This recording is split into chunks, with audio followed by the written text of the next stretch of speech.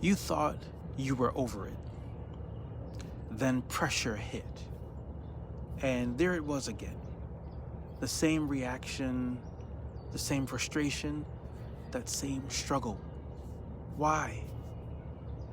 Welcome to the Reset with Michael Eatman, Clarity Under Pressure. This is the place where we learn to think clearly and lead well when everything feels urgent. And my friends, they do. Today we're exploring the root beneath the fruit. Fruit is what shows up. It's the reactions, the habits, the conflict, the anxiety, the disappointment you experience, the success, and the failure. Roots are the things beneath the surface that shape what shows up above it. And pressure, it has a way of revealing both the root and the fruit. So let's jump in and explore. One of the biggest misconceptions I've been learning about pressure is that pressure creates everything we experience. Now, pressure can create stress, but often pressure reveals what is already there. Think about the last time pressure showed up at your doorstep. The patience you thought you had, the fear you thought was gone, the habit you thought you had beaten, or it's that insecurity you thought no longer mattered. Then pressure hit, and there it was again. Pressure has a way of bringing things to the surface, not because pressure is bad, because pressure removes some of our filters. When life is calm, it's easier to manage appearances. But when pressure rises, deeper patterns often become visible. Pressure reveals what roots have produced, which really raises a question for me. If roots are shaping the fruit, where in the heck do these roots come from? Roots develop over time, and usually without us realizing it. It's kind of like grass growing. Something happens, we make meaning out of it, we respond. Then we respond that way again and again and again, and eventually the response becomes something that's familiar. It's then normal and automatic. Maybe you learn conflict wasn't safe, or you learn that your value came from achieving, or maybe you learn to stay quiet, or you learn to keep everyone happy. Or maybe you learn to stay busy because slowing down felt uncomfortable. Over time, those lessons become roots. Those roots begin shaping how we see ourselves, how we see each other, and how we see the world around us. So the question isn't whether we have roots. We all do. The question is what those roots are producing. Imagine for a moment someone who becomes defensive every time they receive feedback. The fruit is defensiveness. The root may be a belief that mistakes make them less valuable. I believe most people will fight defensiveness. Lasting change begins when they begin to address the belief underneath it. And if we don't understand the root, we'll spend so much of our life fighting the fruit. So the brain is this beautiful thing, and it's constantly looking for ways to make life easier, and I'm not mad about that. When something gets repeated enough, the brain creates a shortcut. So the repeated thoughts become easier to think about, and those emotions that you repeat become easier to feel, and the repeated behaviors become easier to repeat.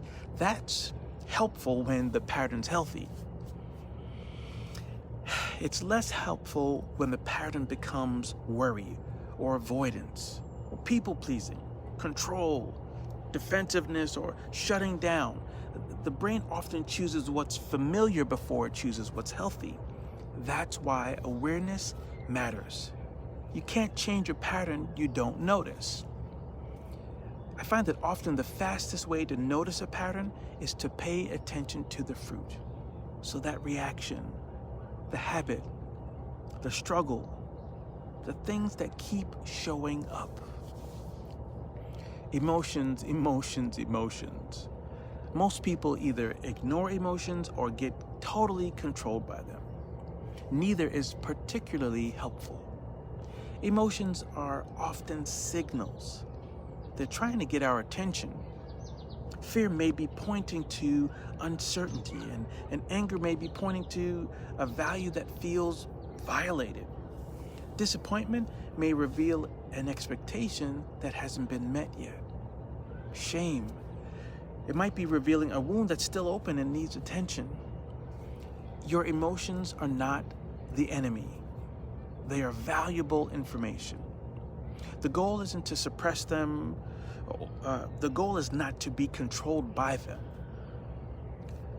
Another goal is to understand them, because emotions often point toward the root. So instead of immediately reacting to what you're feeling, and that's hard to do, become curious about it.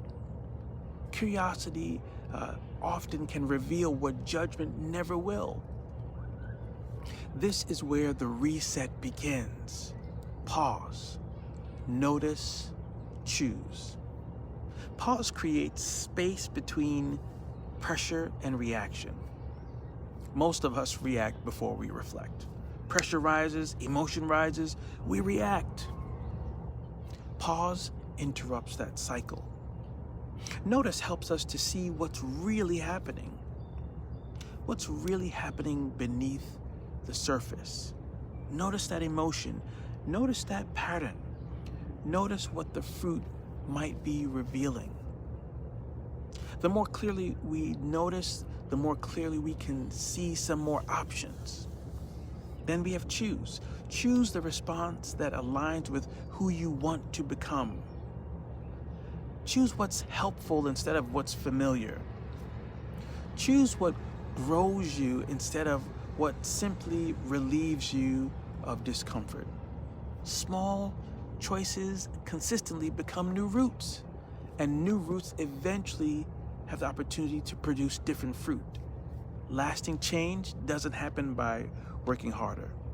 It's often accomplished by seeing more clearly. So thinking about it, what keeps showing up when the pressure's on you? Instead of asking, how do I get rid of this thing? Try asking, what might it be trying to teach me? Because fruit tells us what's happening.